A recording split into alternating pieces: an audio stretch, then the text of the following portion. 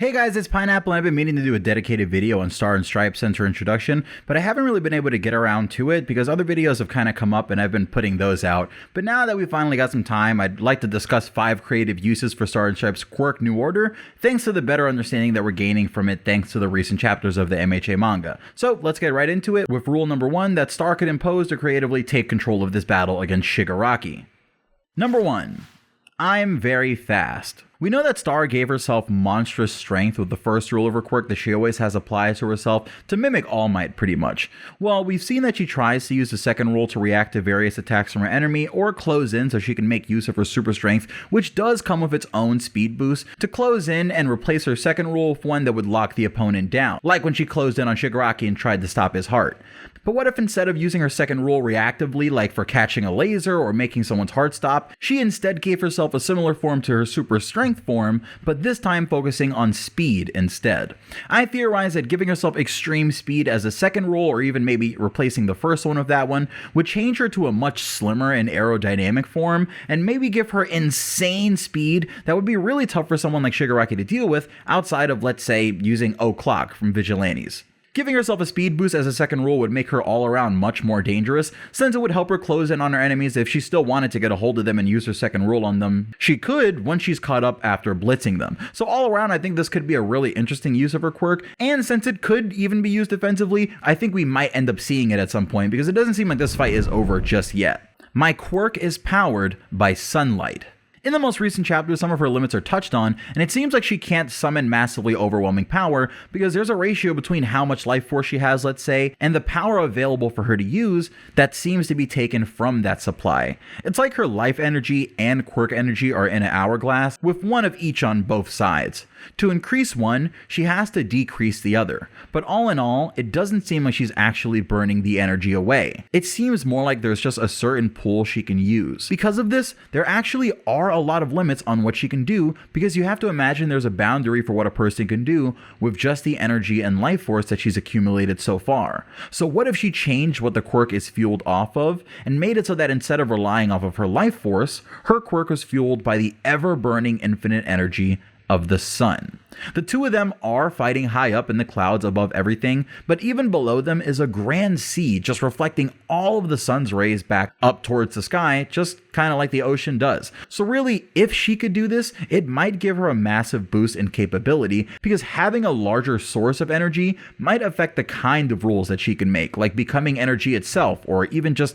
having control of maybe sunlight that could maybe just be used to continuously blind and disorient Shigaraki until help arrives or she figures out a better strategy. Obviously, also being a big iconic hero in America, it would give her some clear parallels to Superman, so why not? Number 3, my quirk cannot be stolen. This one feels like an absolute no-brainer when you think about it. The person she's fighting, or at least the force that she's fighting, is capable of taking her quirk away, and I'm not sure if she's completely aware of that entirely, since Shigaraki has been very vague about being all for one or not, but she should be aware of enough just from what's been said in their fight to know that at any point she might be in danger of losing her quirk and having it stolen from her. So with that understanding, I don't think it would be outside the realm of her power to make a rule that makes it so her quirk cannot be stolen. This could possibly keep her alive, since clearly All For One would want to find a way to get the quirk from her, but I don't see him letting her go. So if she did do this, she might be forced with a situation where she has to keep that rule as well as a more defensive rule on, because All For One is definitely the kind of person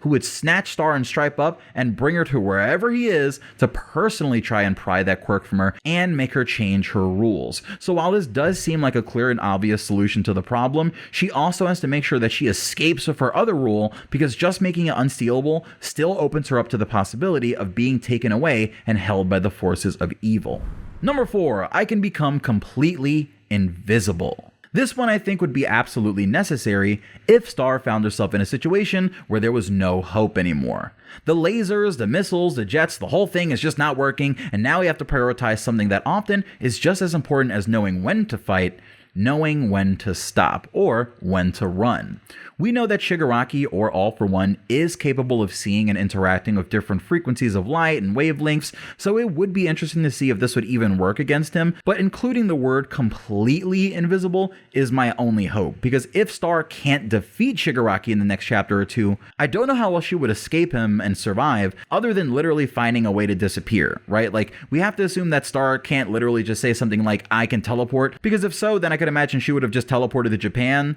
but maybe she actually can do that and instead decided to ride for Stealth Jet crew, since clearly they have a lot of attacks and formations together, and it seems like they've all bonded quite a bit, but I'm not sure. Maybe it's more of a choice on her end, right? Regardless, saying something like either I am completely invisible or I can teleport or just something to help her escape a situation is going to be crucial, and we know how Star gets down from last chapter and the chapter before. We know that she's ready to go down with the ship if everything she tries fails, but I think she absolutely needs to look towards the future and think about how valuable that Quirk is when armed with the right situation or the right information or even the right user. So anything she can do to escape is absolutely going to get a vote in my book. And finally, number 5, I control water. We've seen that the majority of Shigaraki and Star's battle has taken place in the sky near Japan, and during that battle we've seen Star show a masterful control over the air and energy, but there's an entirely different source of power that she can depend on here, one that encompasses even the Earth itself: water. Right below Star and Stripe's fight with Shigaraki is a massive ocean ready to be used with its crushing and overwhelming power. We've seen that Star is trying to find any way to hold Shigaraki back or push him away while doing damage, so how about crushing him under the weight of the sea? Batter him with massive tidal waves, or do something interesting like make the pressure in one specific section of the sea much higher than anyone, like even Shigaraki could possibly tolerate, and then punch him or send him flying into the ocean. I think if she did something like that, once there, Shigaraki's options actually start to whittle down a bit, because he likely can't decay water, and even if he could, what's it gonna do? Decay the whole ocean? And aside from that, once he leaves the ocean, even with his perfect healing, I feel like if she did super pressurize the section of the ocean that he was in, Shigaraki would still be prone to decompression sickness, which honestly would be my whole goal from the start. Star can't directly cause change in Shigaraki other than beating the hell out of him, but she can put him in situations where he interacts with something that could affect him and place him in the kind of disoriented or paralyzed state that she wants him in.